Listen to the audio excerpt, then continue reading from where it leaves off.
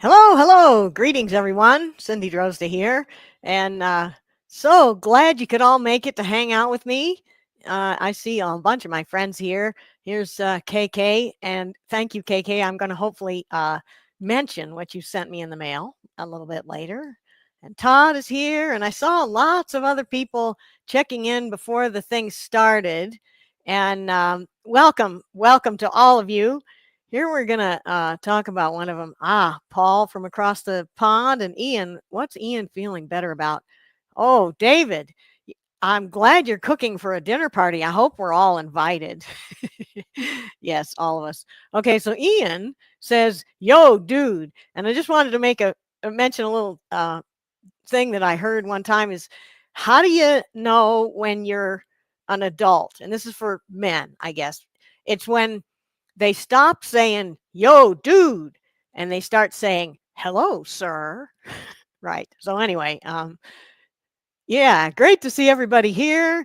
Bill and hopefully cats, but a little bit cold, I'd say. And I'll bet it's cold up there in Canada too, isn't it, Glenn? Great to have all of you guys here.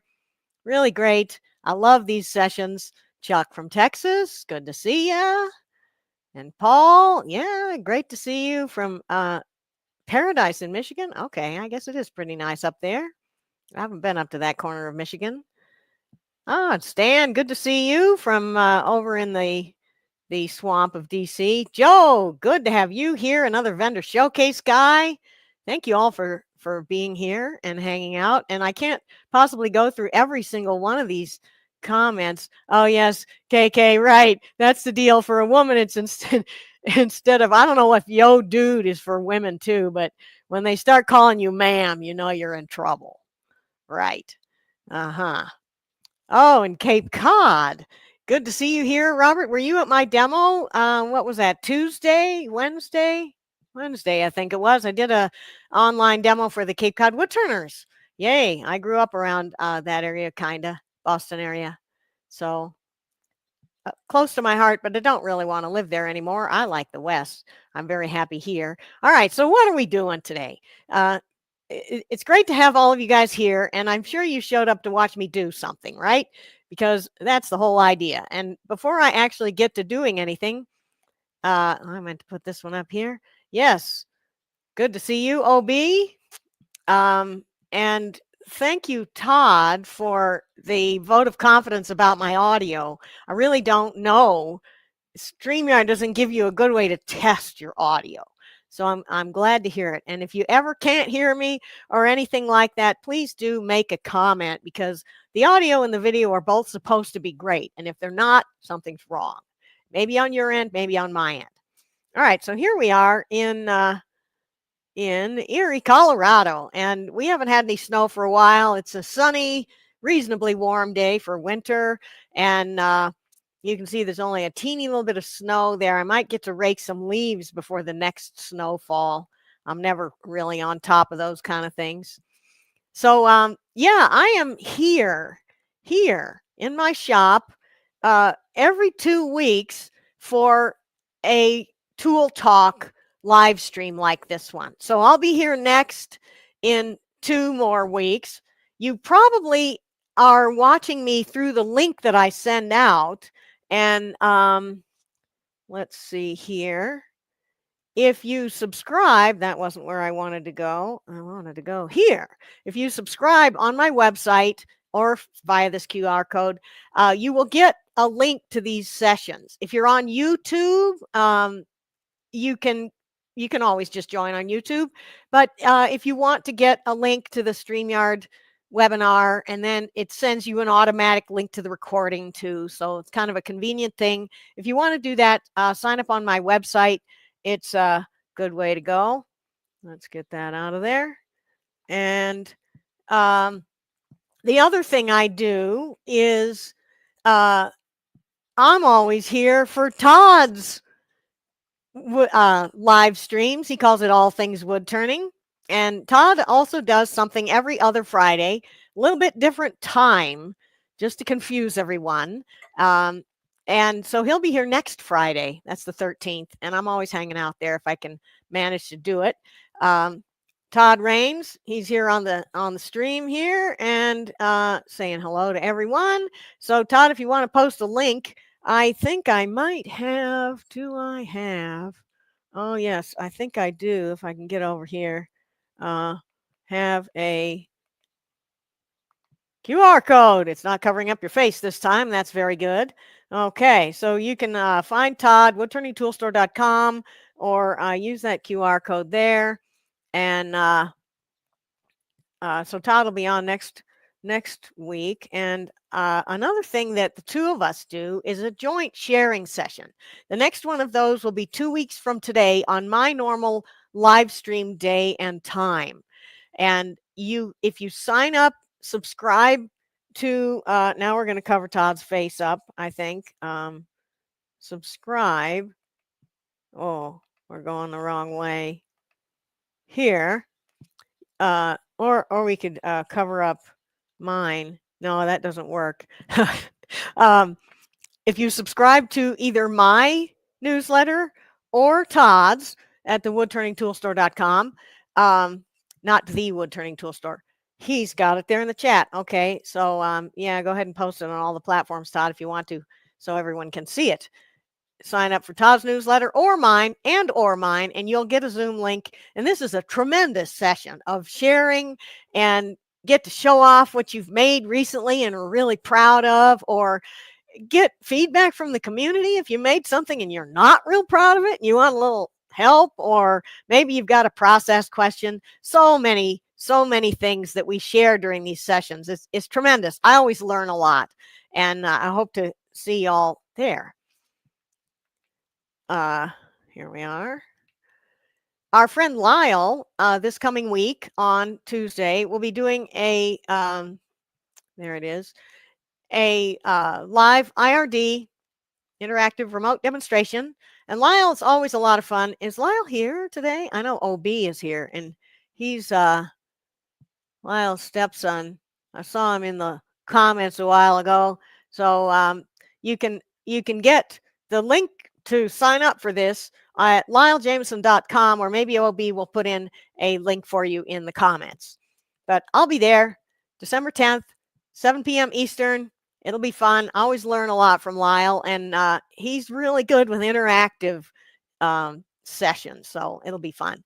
And then on January 4th, which is about a month from now, on a Saturday, I will be doing a gilded sphere box. And you don't see any gilding on this one because this is an old picture, but I'll be doing gilding on the inside, gold leaf, other metal leaf, and show you some new techniques and a new product that I discovered that makes gilding real easy. So, or not so much easy, but the results are unbelievable. Anyway, that'll be on January 4th, and you can sign up on my website right here, cindydrozda.com. And I don't have a sign up yet, so I shouldn't have even put that up there. I'm still working on all those things, still kind of working on the last one. Then in April, I know it's a little ways away, but it's not too late. It's not too early to start thinking about it. Vendor Showcase. We have a few Vendor Showcase folks here. Todd Rains is one, and Joe Fleming. I saw his name in the comments there. Vicki Jordan for John Jordan Woodturning. Lyle Jameson, who's doing the IRD on Tuesday. Steve Worcester, turningwood.com, the sandpaper guy. And we all get together and put on a really fun show for all of you guys. It's on Zoom, and we might make some changes this time. We've got a few months to do some strategic planning. So I hope to see you there. The sign up will be more available when we get a little closer to things. And I want to talk about right now that I have my videos that of the live sessions I've done available on my website, and you can sign up and get to watch it for the remainder of the 6-month original period. So ornaments with finials, very timely for December.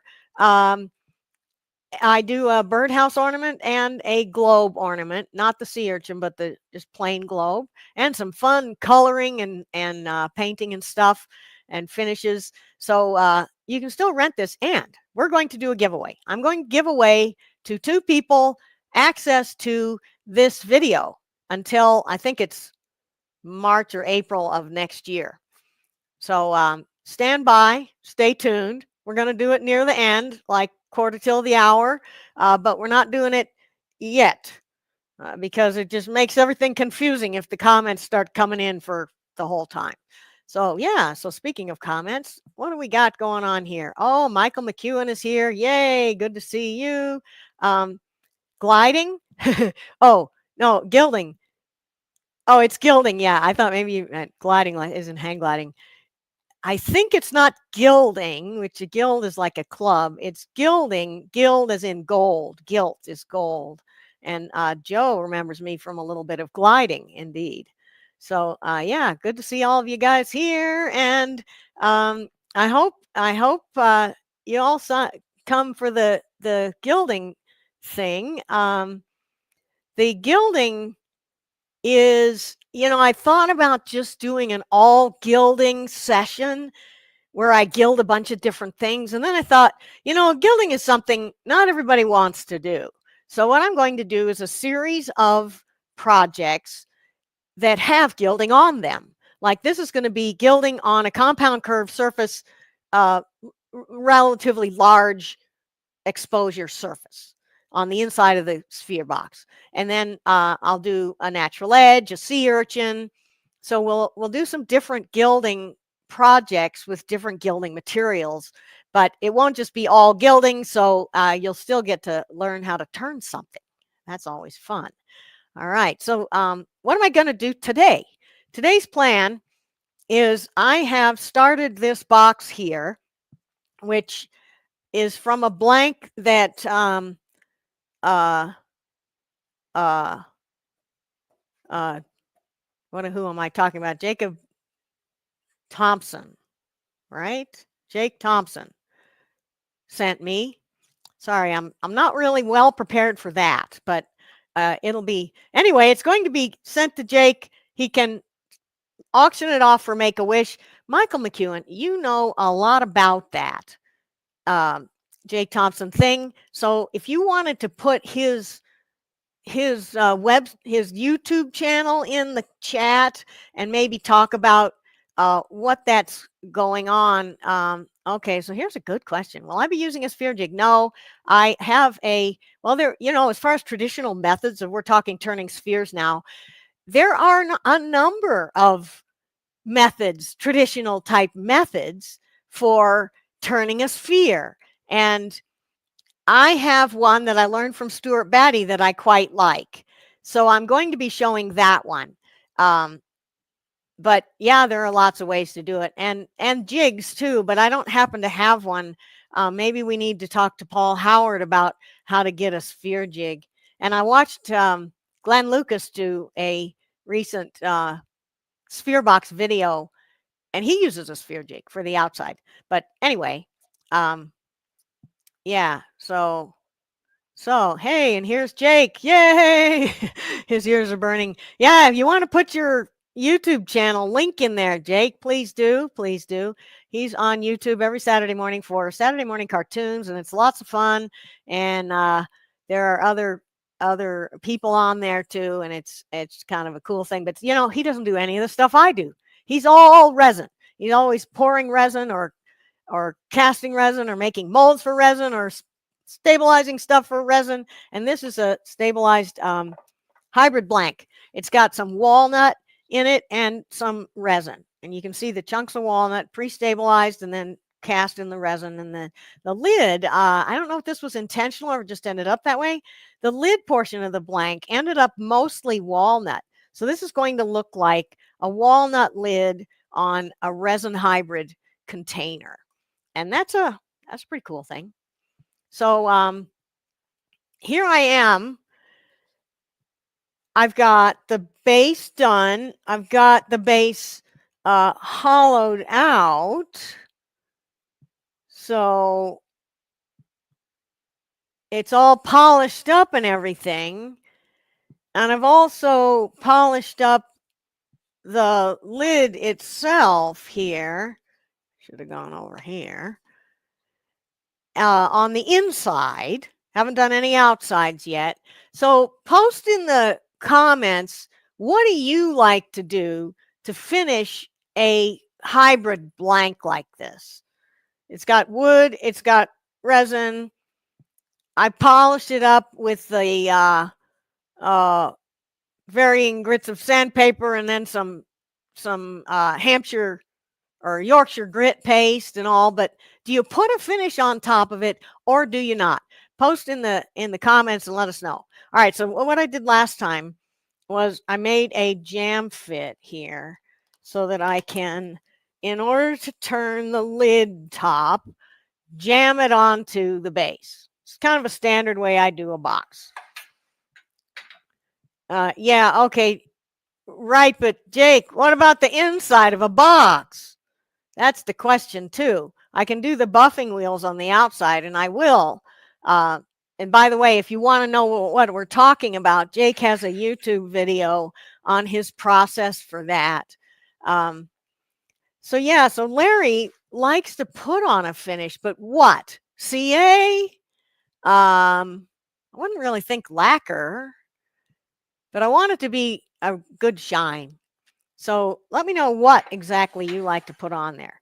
All right, so we're ready to do a little bit of turning here. What I'm going to do is I have the lid jammed onto the base, and I put the tailstock up, and just in case my jam fit isn't very good.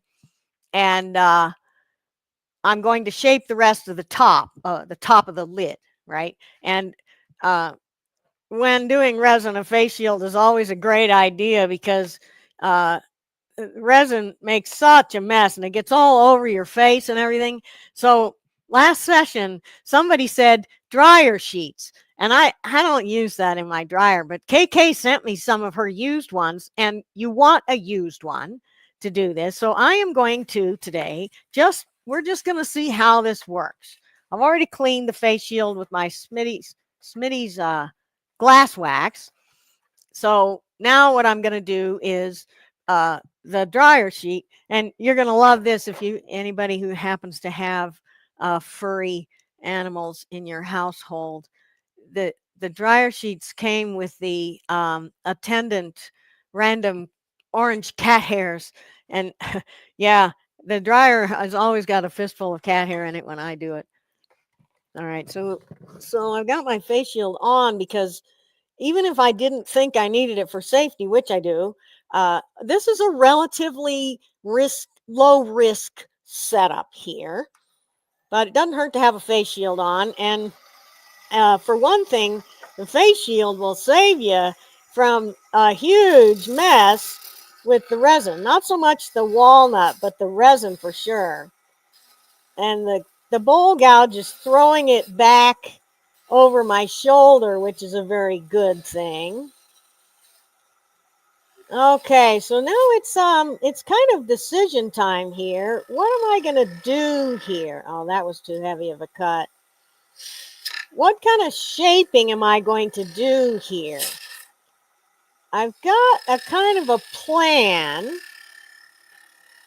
I drew a couple of plans. Did you hear that? Let's see, we could get over here a little further too, so you can see exactly where I'm working. We'll see if it is noticeable here. The bowl gouge taking an aggressive cut really kind of tears up the resin. You hear this crunch, and it goes a long way. Okay, let's get to a couple of comments here because I see one I don't want to miss. Smitty's Glass Wax, Amazon. If you want a link, let me know.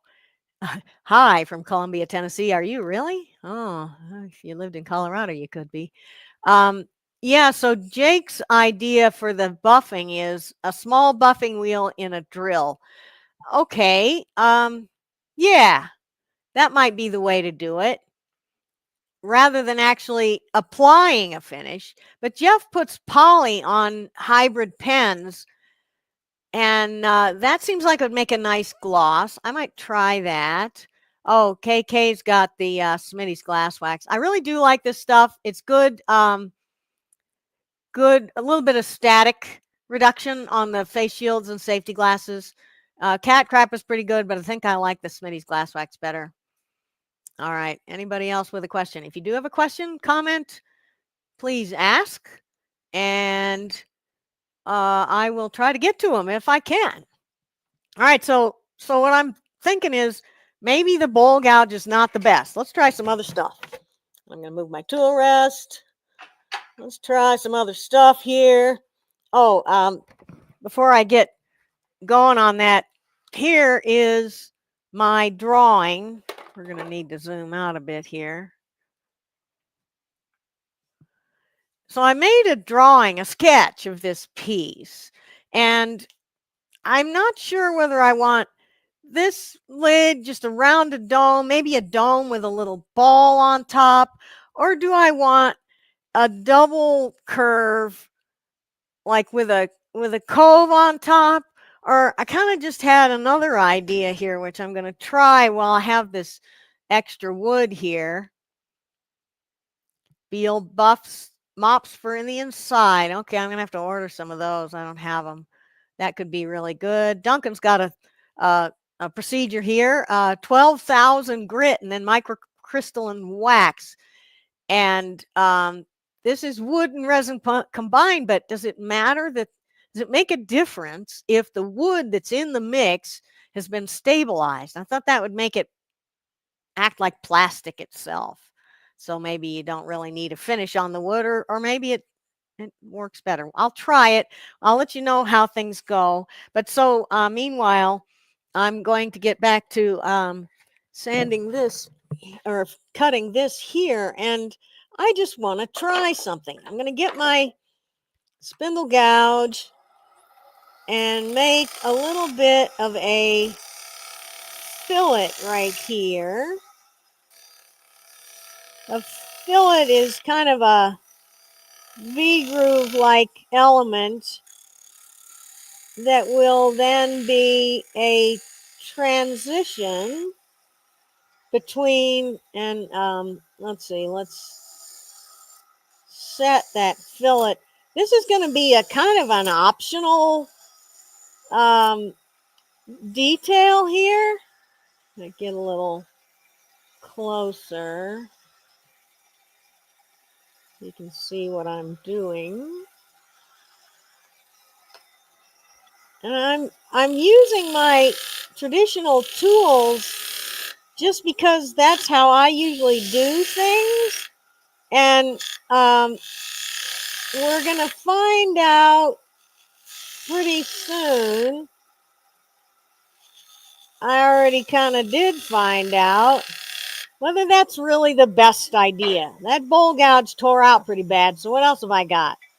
I've got Jimmy Clue's mate tool, and this is a big long tool here in a not too long of a handle, but they say to use a long handle.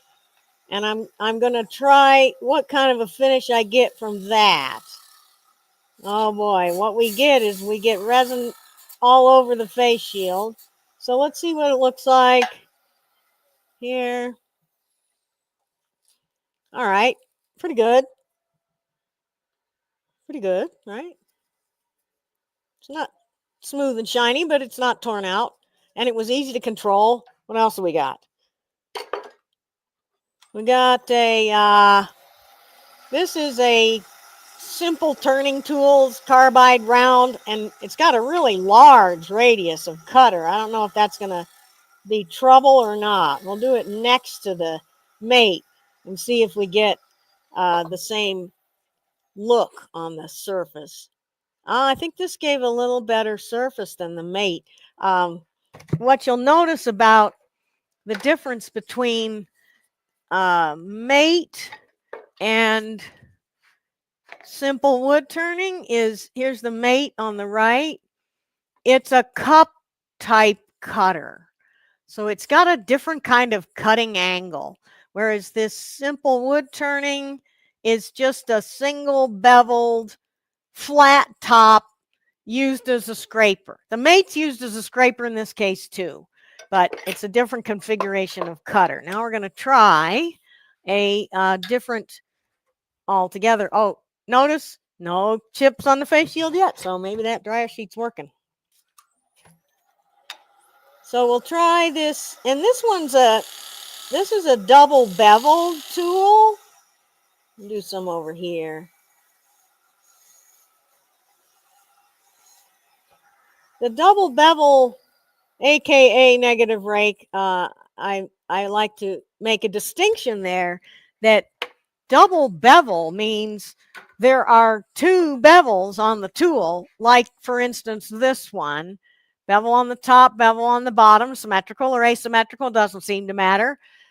As opposed to making it negative rake by lifting up the handle instead of level on the tool rest. If I lift up the handle, people say that's making it a negative rake. And what's going on there is it's creating a negative rake presentation angle for the edge, but it's not the same thing as a double bevel scraper.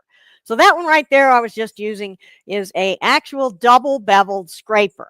And is it any better really? I don't think it was significantly better of a finish than the single beveled flat top carbide. But I think the negative rake double beveled one is going to be easier to control than a negative rake presentation by lifting up the handle on the single bevel one. Got a comment here that I want to get to. If we can. Do I use an anti-static something on my face shield? In this case, I used a couple of somethings. One of them, the new thing for today is a dryer sheet, used dryer sheet. I tried that. I went and bought some dryer sheets. I don't really care to use them in my dryer for my clothes, but it's got all this gooky stuff on it. When you just get a brand new one, it wasn't working at all. But apparently the thing is you got to use a used one that somebody threw away, in fact. So this is what I got today. That's what I have. I also clean my face shield and safety glasses with something called Smitty's glass wax, and here it is. This stuff is pretty good anti-static. It's more of a cleaner than just an anti-static rub. So I wanted to clean it first and then put the anti-static from the dryer sheet. Okay, so what are we going to do? We're going to use the two flat top carbides. Oh, there's another carbide I have. Yeah, okay, let's try this one. This is a Hunter carbide, and it, like the Mate, has a cup cutter on it. But this one, I usually tend to use it like a gouge. And it looks like I might not have been doing the best job with my gouge there, because I got what basically is some rubbing on the surface, or maybe it's just tear out, or let's see what happens if I slow the lathe way down. You got a little readout to see what speed I'm going up there in the upper left corner. So we're going to see what this cut looks like. Well, one thing is this, oh, there it went. I was going to say this quote unquote gouge has not had the tendency to rip out and tear out like my conventional gouge. And my guess is that the reason for that is that the cutting bevel angle on this is much more obtuse than the 40-degree angle on my regular bowl, conventional bowl gouge. So this gave us, except for here's that what kind of tear out you get when it jumps forward and like that. But it was rubbing on the behind the tool. I don't know if that's my technique or just this tool, but I think I really liked the flat top carbide. So let's keep on with those. And here's the answer. Whenever somebody says carbide or or conventional, traditional? Oh, well, look at that. So what happened right there was I had this really large diameter. I think it's a 16 millimeter cutter. And I was cutting a cove right here, and I had the cutter contacting like a quarter of the way around the circle, which is a recipe for disaster for the most part. So perhaps if I wanted to use this one, I should make lighter cuts and not contact quite so much. We'll up the speed a little bit and see if that makes any difference at all. It shouldn't allow us to cut a little faster. So now I'm not going to take as aggressive of a cut, and this is much friendlier here. But what about that double beveled one? I'm increasingly thinking that's a good idea.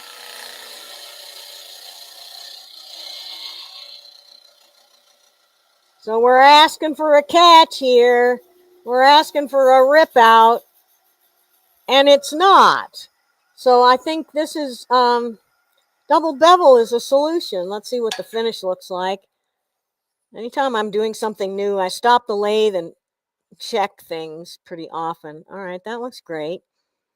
I'm really a conventional gouge kind of person though, so I can't stand it. I'm going to get my gouge out and see if I can get a nice finish off the gouge. We'll just go part way to compare it with the double bevel tool. All right, is it a better finish? Maybe, but it was a lighter cut, so to give the double bevel cutter credit. All right, so that was fine. Just as long as I don't try to take big aggressive cuts, the bowl gouge is working okay. And then the other thing I want to try is, now this is a double beveled steel tool.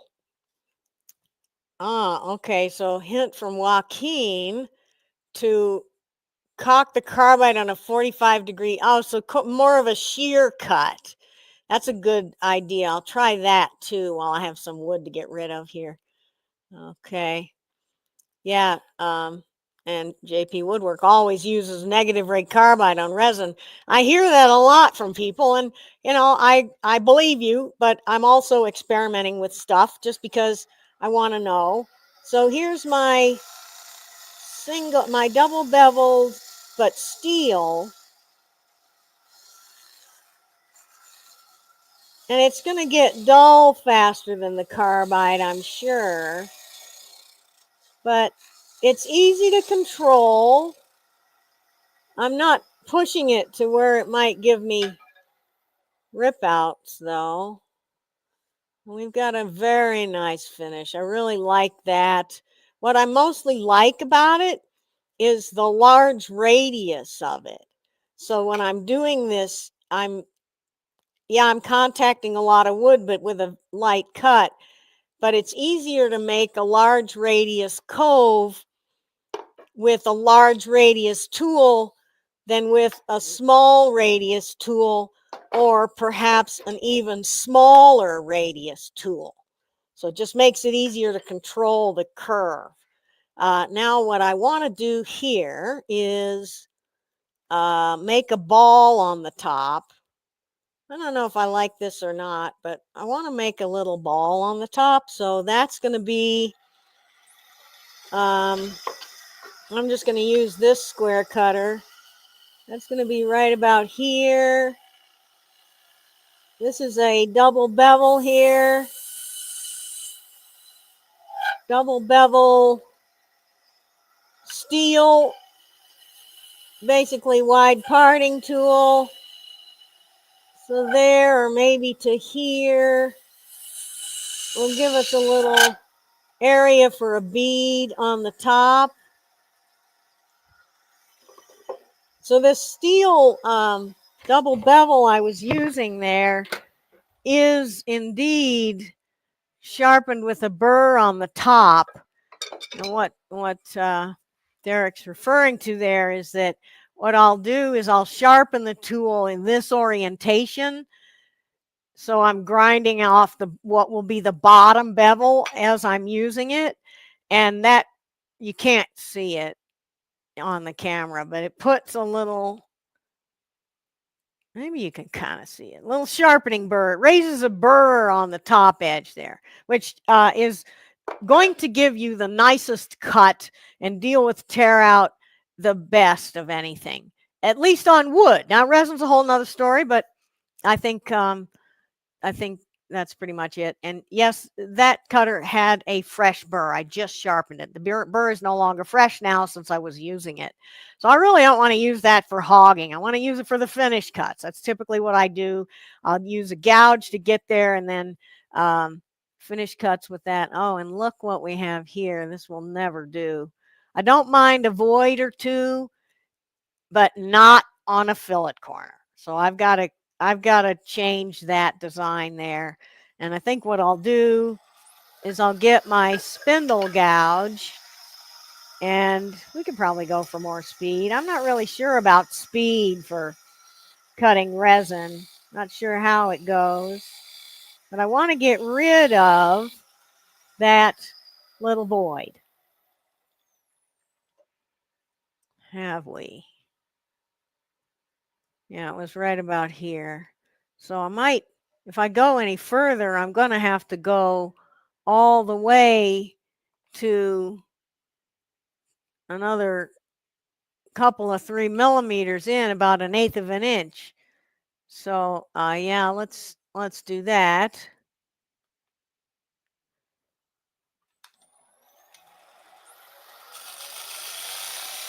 Right now I'm messing around with a potential, I don't want to say messing around, I am experimenting with a potential design for the lid that will include a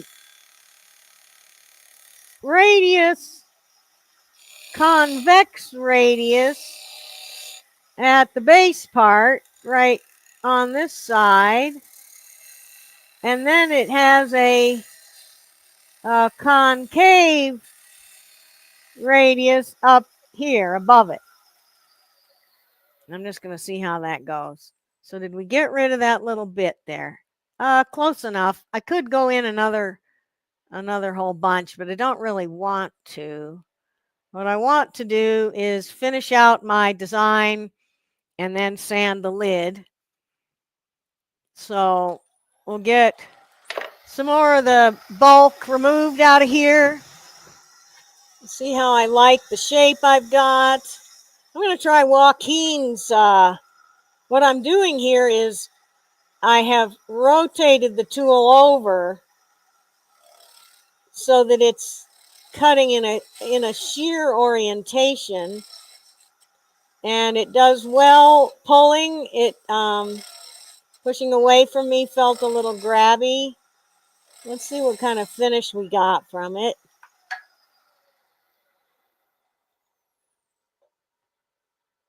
Well, looks as good as anything else, really. A little bit more tear out than the steel double beveler.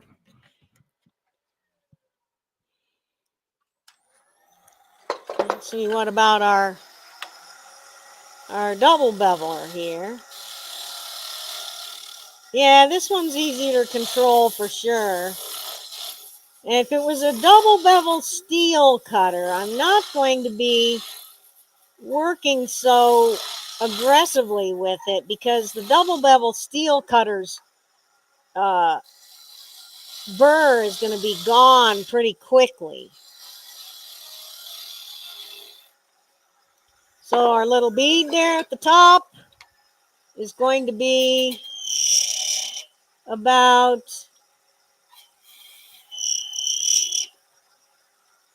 can't see what I'm doing there with all those chips in the way.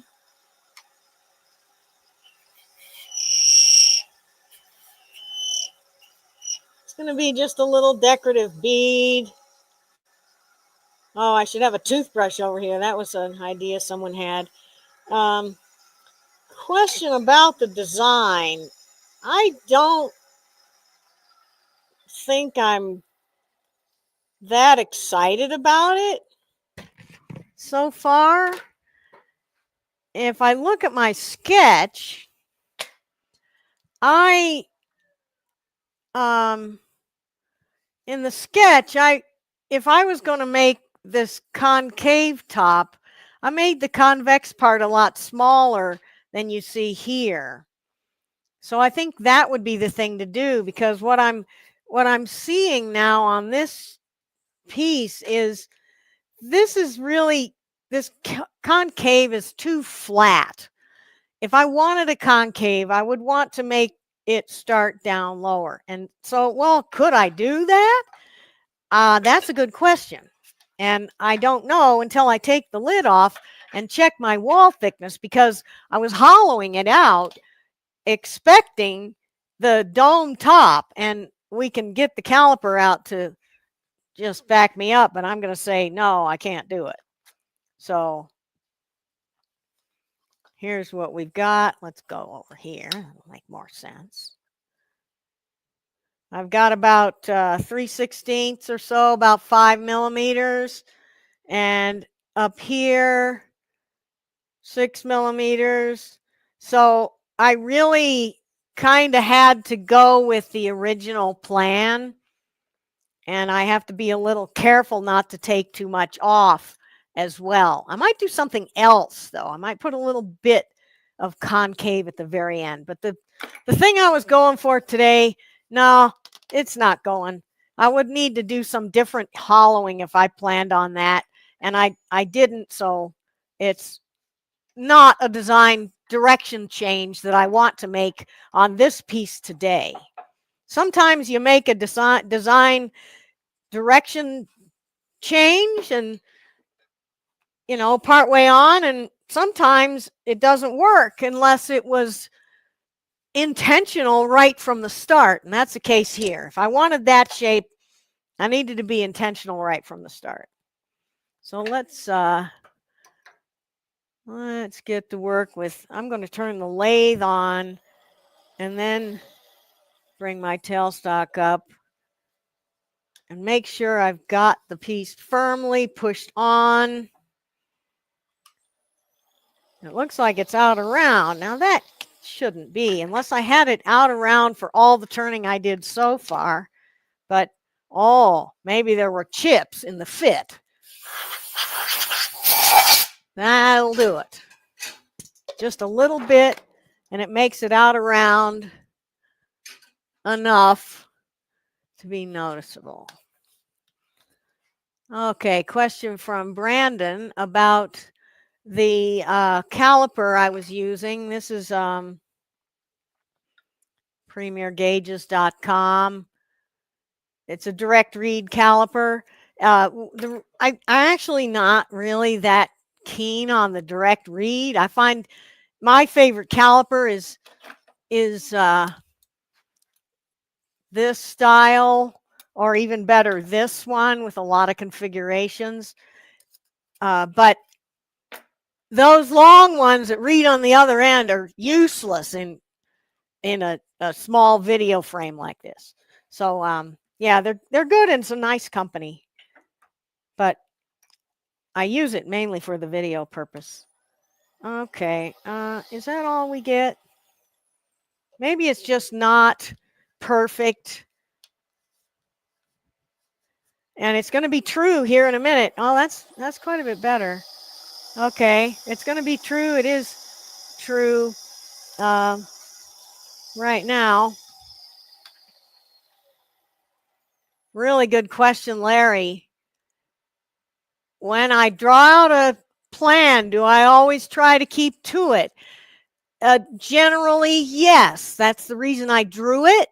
And in the case of a box like this, making the plan gave me things to think about, because, for instance, I did this inside of the lid before I did most of the outside, like what I'm doing right now. So had I not planned on my outside shape, I wouldn't have the walls I wanted for when I did the inside shape. And also in this case, because of having done to the plan here, I've got to stick with the plan more or less, because I can't just change to this one now, because you can see how different the inside shape would have had to be. So generally I do draw and stick to it, but if I want to make an adjustment, sure, I might. All right, so we're gonna just do the dome shape top, knowing that I do have a millimeter or two that I could adjust with if I want to.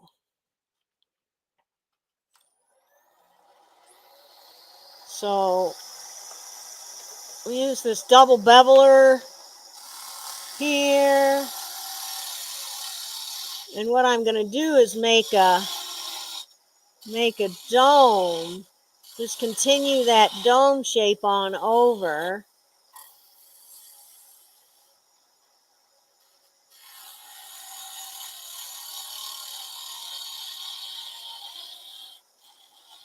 The beauty of having this on a jam chuck is that I can take the lid off the box to check my wall thickness at any time.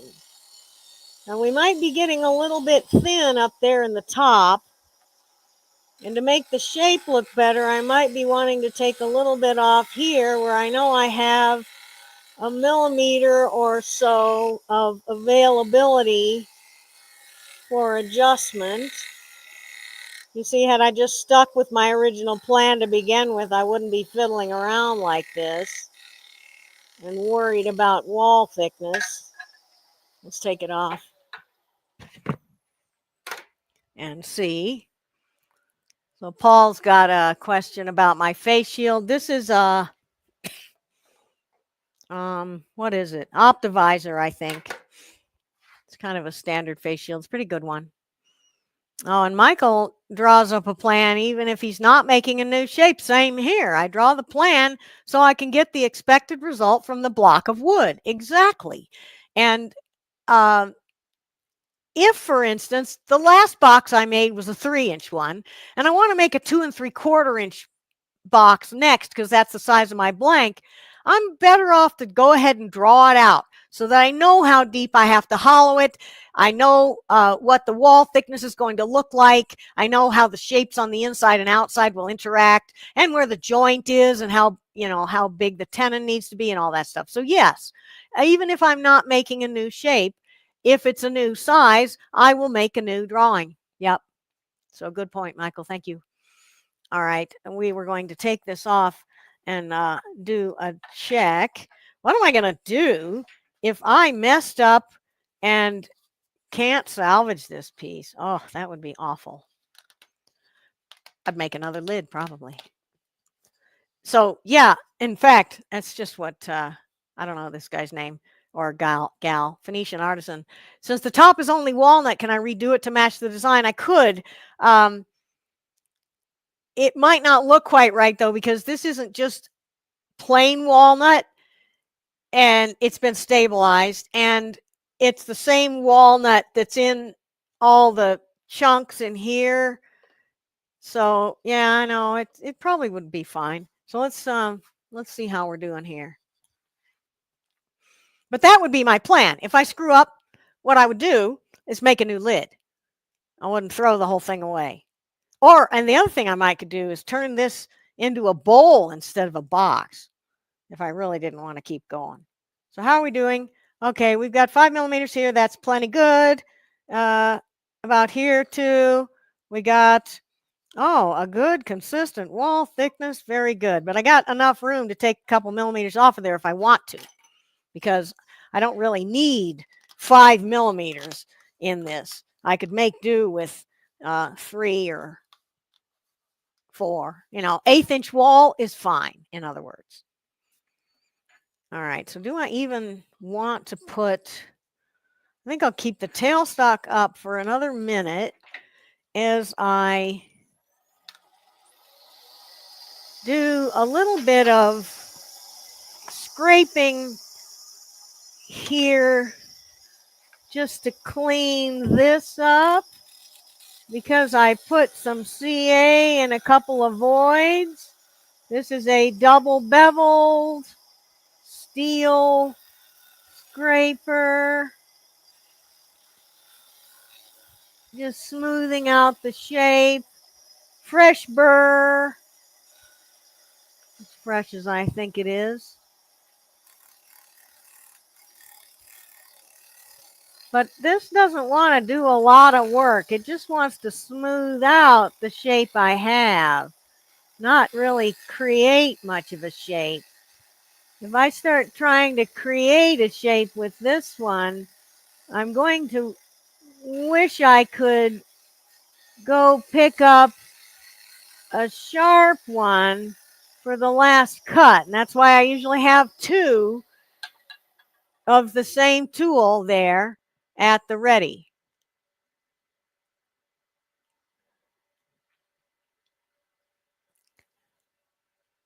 So when I'm making a drawing, I am generally what I'm doing is making a sketch, and the way I do it, or my way to do it, is I've got this paper. It's called Engineer's Computation Pad, and it's got a graph paper grid on the back that you can't see it as well on the camera, but when you're drawing on it, you're not distracted by the graph paper, but you're guided by it because you can kind of see through to the other side of the paper when you're drawing. And I will, block things out. On this one, I blocked out the size of my blank here. I figured out where the lid separation wanted to be, and in this case, it was based on where the solid walnut stopped. And anyway, that's my drawing. Question from Duncan. That's not it. That was the one. Yes, I like those engineering pads. Would I put one of my ebonized finials on the top? I don't think so on this one. I think this design wants a knob, a ball, a really little ornament, but not a tall finial. And I don't ebonize my finials on my finished pieces. I make them out of African blackwood, just to clear the air there. All right, so that gave me a pretty nice finish, and I'm ready to sand this. But the reason I wanted to do that little bit of machining before I take away the tailstock is because I want to tape it on to take away the tailstock. Oh, I went the wrong way, didn't I? I'm going to catch grief for that. Oh, I got one that's going the proper direction. It's awkward to do it that way. That's why I never do.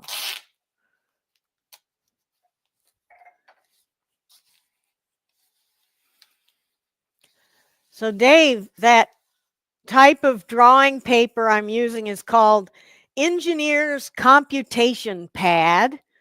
And used to be able to get them at, do you remember this place? Business Express in Boulder used to carry them. That's a long gone place that I miss very much. Now you can buy them on Amazon, of course, and probably other places. So I've got a lid shape going here, and I want to finish it up without having the tailstock. I kind of envisioned just making it a smooth dome on top, but now I'm wondering, I've got a little wood here to play with, and I might make some kind of an ornament on top. We're going a little longer than I wanted to on the time on the live stream, but I really do want to show you this. Oh, I hate these stringy chips. I wanted to show you this final bit here because if I come back to work on this piece again, I'll be doing the bottom, not the top. And I'm just doing a little more experimentation here with my steel gouge. Oh, and it's chattering. Resin wants to cut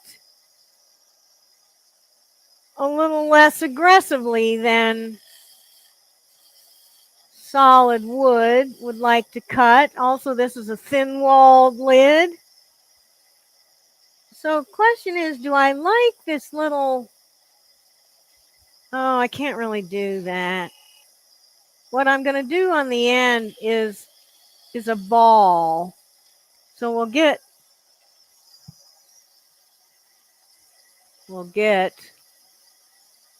that out of there, and we'll get over here.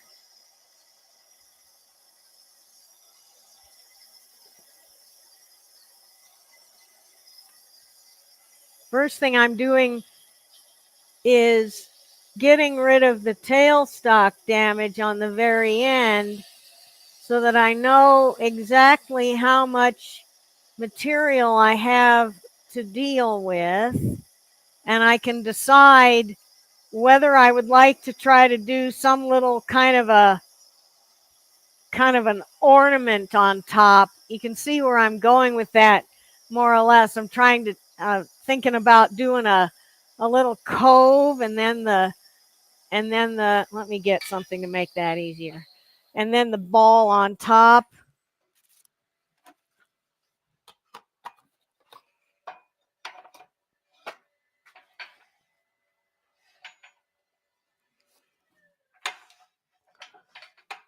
There, that's better.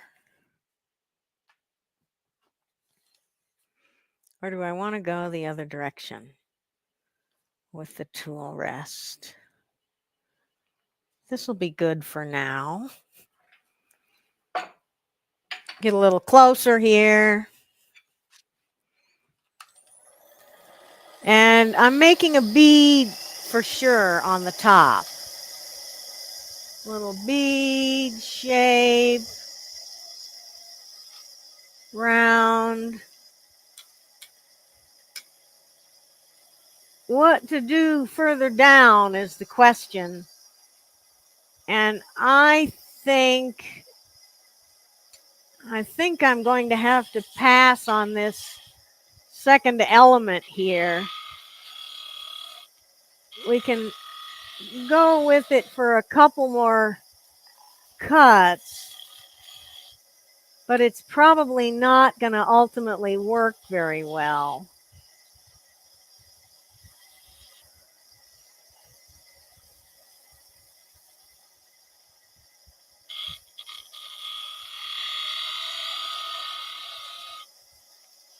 So, question is now, do I like a second element? I'll stop the lathe and describe what I mean there. Second element. I'm talking about this. Here we have, if I get rid of the chips, a ball and a kind of a pad under the ball. Let's get out further so you can see kind of more or less the whole lid. So do I like that, or do I just want the ball on there? And considerations. I want this piece to come out good, and you're watching this live, so I'm thinking on the fly. Where else on this box is there a fillet? Nowhere. The design does not have any other little fillets. So that sways me towards get rid of it. But that is kind of interesting. So maybe I just leave this and sand it up, and that'll be it. Okay, next question. Does it interfere with if I'm taking the lid off? No, that'll be fine. But, you know, a finial would. If I had a finial on there, I would have to make the lid a lot looser of a fit. And I am going to loosen up the fit because a jam fit is really too tight. So let's get a look at it. I'm ready to just sand from here, so I don't need the tape so much. Let's get a look at our piece. and then we'll do a giveaway.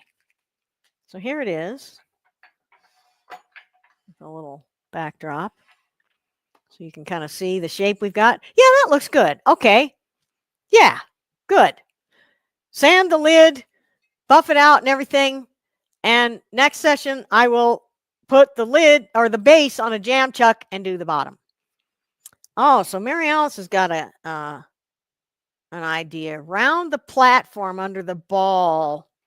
Oh, instead of this sharp corner, make that a round corner. Yeah. Other thing I might think about is, what if I did got rid of the fillet and just took right from the base of it. Let's get back in so we can talk about this. Right from that point, cove it up to the bottom of the bead. So there's no punctuation there, no fillet there. I might like that. I think what I'm going to do is draw a couple of things. And when I put them down on paper, it'll give me a better idea what I like. But the way it is good. And okay, all of you guys, tell me what you think. You like it the way it is? You want me to eliminate the second step, round over the sharp corner? What do y'all think? Your chance. Meanwhile, I am going to do a giveaway. So what we're going to do is I'm giving away 2 basically tickets to the recording of Ornaments with Finials. And let's see if I can get up to that. Here it is, Ornaments with Finials. It's about 3 to 4 hour long video on how to make that square birdhouse ornament, a globe ornament. So we've got hollowing, we've got a fast little birdhouse. I made a bird, and finial turning. I went through the details on how I do my finial turning. So we're going to do a couple of those. And what you do is type #finial exclamation point, just like this, but not like this. No S on the end. Where is it? Oh, here. Here. To do it again, Robert. No S on the end. And you too, Jean. Joan. Sorry, Joan. No S on the end. And we're going to do a drawing for that. So just like this, it can be capitalized. It can be lowercase. It all works fine. I'm trying to get that out of there, and they just keep flying through. Okay, we're going to have to leave that there for now. There we are. Yeah, give it a couple of few more seconds, and I'm going to do the drawing. Have I got it set up? Yes. Uh-oh. Oh, no! I did it. I did it with finials with an S on the end in my thing here. So you're going to all have to do this. You're going to all have to enter again, okay? I'm really sorry, but enter again, please. You're all still here. Just do it again. Enter it, #finial, just like you did. Here's what happens. I set it up like this, finials with an S, but no,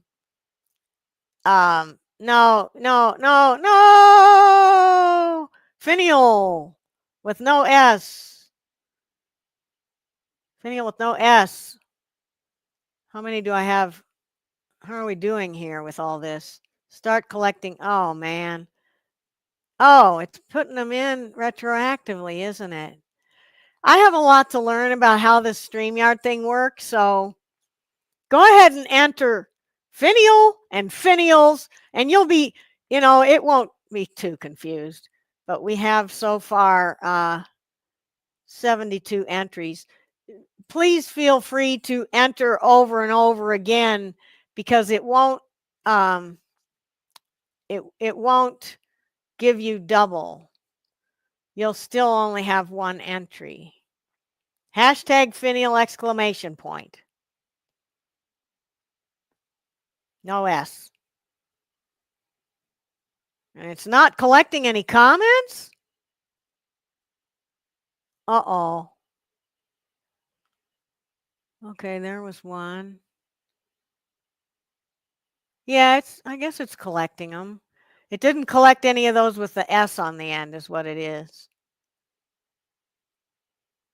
So anyway, let's my apologies to anyone who doesn't win because I was confused, but what we're going to do is we're going to draw 2 names, and it has collected 85, so it's getting them. They're coming in.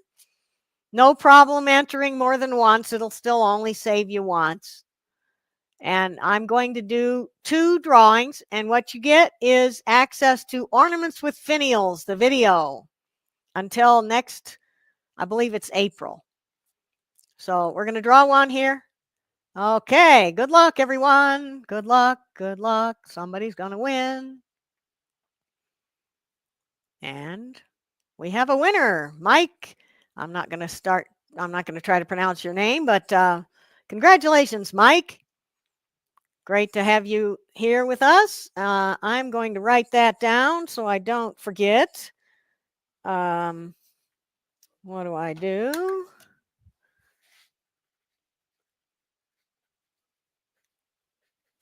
Okay. Oh, I guess it'll be in the recording anyway, won't it? Sure. Okay, let's draw again. Go ahead and put your entries in, and we're going to do another one. If you haven't already entered, you still got a minute or 2, and we're going to draw again. Okay, here we go. Draw again. And we're going to have another winner. Okay, and we have, congratulations, Kelvin Odell. Thanks for being a part of this. All right, well, very good. Okay, so that's that for today. And let me get this out of the way here. Okay, so just to go over things again, where am I? You can find me right here 2 weeks from, or not 2 weeks, a month from today, January 3rd, for another Tool Talk live stream, and where I'll probably be working on this box again, unless Jake needs it sooner, in which case I might have to finish it up on my own. You can see Todd next week on Friday, 2:30 Central, and both of us on the 20th for a sharing session over Zoom, which is great fun. Again, subscribe to either or both of our email lists on our websites, and you'll get the link and information about all of those things. We'll find our friend Lyle on Tuesday doing an IRD. Feel free to put the link in there, OB or our Lyle, if you're there. I'll be there, 7 p.m. Eastern. And my gilded sphere box will be a sphere box with a gilded inside. That means gold leaf on the inside, and that's January 4th. Also coming up, April 12th is Vendor Showcase for 1 day of demos and show specials, Q&A, lots of fun. Todd always makes popcorn and shares it with everyone. So I look forward to seeing y'all online sometime soon. I guess I'm all done for now. That's it for me. If you had a question and I missed it, go ahead and ask it again. I think we got our questions all done. And I thank you all for coming to hang out with me today. I look forward to seeing you at the next one. Bye-bye. Have a great day.